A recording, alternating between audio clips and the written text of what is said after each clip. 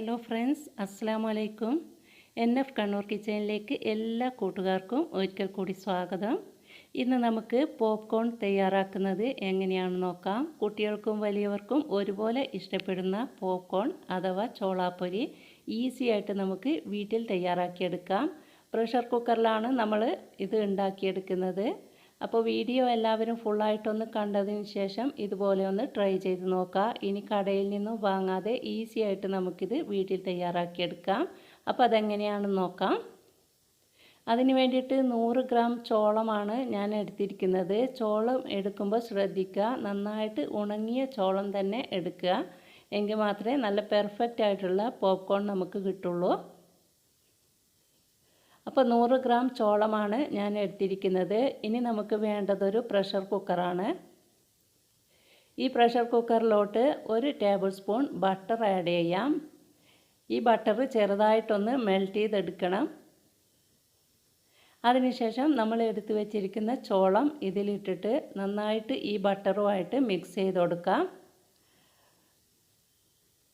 ഈ ബട്ടറിന് പകരമായിട്ട് നിങ്ങൾക്ക് സൺഫ്ലവർ ഓയിൽ വേണമെങ്കിലും ആഡ് ചെയ്യാം. 1 table spoon sunflower oil add ചെയ്താൽ മതി.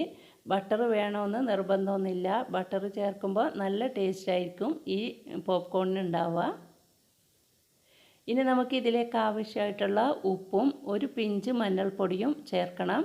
ചെറിയൊരു കളറിന് വേണ്ടിയിട്ടാണ് മഞ്ഞൾപ്പൊടി ആഡ് ചെയ്യുന്നത്. നിങ്ങൾക്ക് വേണ്ടാന്നുണ്ടെങ്കിൽ സ്കിപ്പ് ചെയ്യാം. ഇനി ഉപ്പും മഞ്ഞൾപ്പൊടിയും ചേർത്തതിന് ശേഷം വീണ്ടും നന്നായിട്ടൊന്ന് മിക്സ് ചെയ്ത് കൊടുക്കുക.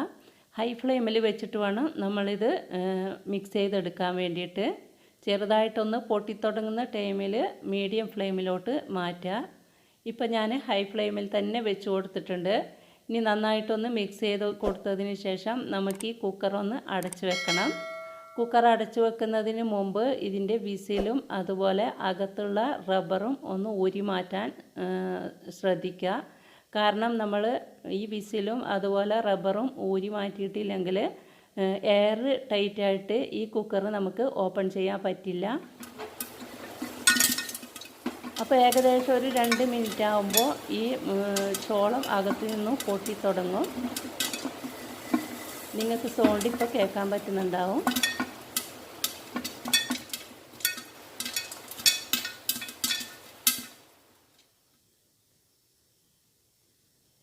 ഇതുപോലെ പൊട്ടിത്തുടങ്ങുന്ന ടൈമിൽ നമ്മൾ മീഡിയം ഫ്ലെയിമിലോട്ട് മാറ്റുക. എന്നിട്ട് ഇടയ്ക്കിടെ ഈ പ്രഷർ കുക്കർ ഒന്ന് ഷെയ്ക്ക് ചെയ്ത് കൊടുക്കാനും മറക്കരുത്. കാരണം പൊട്ടാതെ കിടക്കുന്ന ചോളമൊക്കെ അടിയിൽ കിടന്നിട്ട് പൊട്ടാൻ വേണ്ടിയിട്ടാണ് ഇതുപോലെ ഷെയ്ക്ക് ചെയ്ത് കൊടുക്കുന്നത്. ഇല്ലെങ്കിൽ അടിയിൽ കിടന്നിട്ട് അത് കരിഞ്ഞു പോകാൻ ചാൻസ് ഉണ്ട്. 2 മിനിറ്റ് ആകുമ്പോഴേക്കും മുഴുവൻ ചോളവും പൊട്ടിക്കഴിയും. അങ്ങനെ പൊട്ടിക്കഴിയുമ്പോൾ നമുക്ക് ഫ്ലെയിം ഓഫ് ചെയ്തിട്ട് ഒരു 2 മിനിറ്റ് ഒന്ന് തണുക്കാൻ വേണ്ടിയിട്ട് വെയിറ്റ് ചെയ്യുക. അതിനുശേഷം നമുക്ക് ഈ പ്രഷർ കുക്കർ ഒന്ന് ഓപ്പൺ ചെയ്ത് നോക്കാം. കണ്ടോ, നമ്മുടെ പോപ്കോൺ ഇവിടെ പെർഫെക്റ്റ് ആയിട്ട് വന്നിട്ടുണ്ട്. ഈ പ്രഷർ കുക്കറിൽ ഏകദേശം 250 ഗ്രാം ചോളം വരെ നമുക്ക് ഉണ്ടാക്കിയെടുക്കാം. അപ്പോൾ ഇത് 100 ഗ്രാമാണ് ഞാൻ ഉണ്ടാക്കിയിരിക്കുന്നത്. ഈ 100 ഗ്രാം ഉണ്ടാക്കാൻ വേണ്ടിയിട്ട് നമുക്ക് 3 ലിറ്ററിൻ്റെ പ്രഷർ കുക്കർ മാത്രം ആവശ്യമായിട്ട് വരുന്നുള്ളൂ. അങ്ങനെ നമ്മുടെ പെർഫെക്റ്റ് ആയിട്ടുള്ള പോപ്കോൺ ഇവിടെ തയ്യാറായിട്ടുണ്ട്. അപ്പോൾ എല്ലാവരും ഒന്ന് ട്രൈ ചെയ്ത് നോക്കാൻ മറക്കരുത്. ട്രൈ ചെയ്തിട്ടൊന്ന് ഫീഡ്ബാക്ക് എന്നെ അറിയിക്കുക. എൻ്റെ ഇന്നത്തെ വീഡിയോ നിങ്ങൾക്ക് ഇഷ്ടമായിട്ടുണ്ടെങ്കിൽ ലൈക്ക് ചെയ്യുക, നിങ്ങളുടെ അഭിപ്രായം അറിയിക്കുക. അതുപോലെ കൂട്ടുകാർക്കും ഫാമിലിക്കൊക്കെ ഒന്ന് ഷെയർ ചെയ്ത് കൊടുക്കുക. ചാനൽ ആദ്യമായിട്ട് കാണുന്നവരാണെങ്കിൽ സബ്സ്ക്രൈബ് ചെയ്യുക.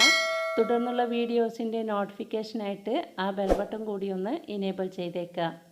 അപ്പോൾ ഇൻഷാ അല്ലാഹ് ഇനിയും നല്ല നല്ല റെസിപ്പികളുമായിട്ട് നമുക്ക് വീണ്ടും കാണാം. അതുവരെ എല്ലാവർക്കും താങ്ക്സ് ഫോർ വാച്ചിങ്.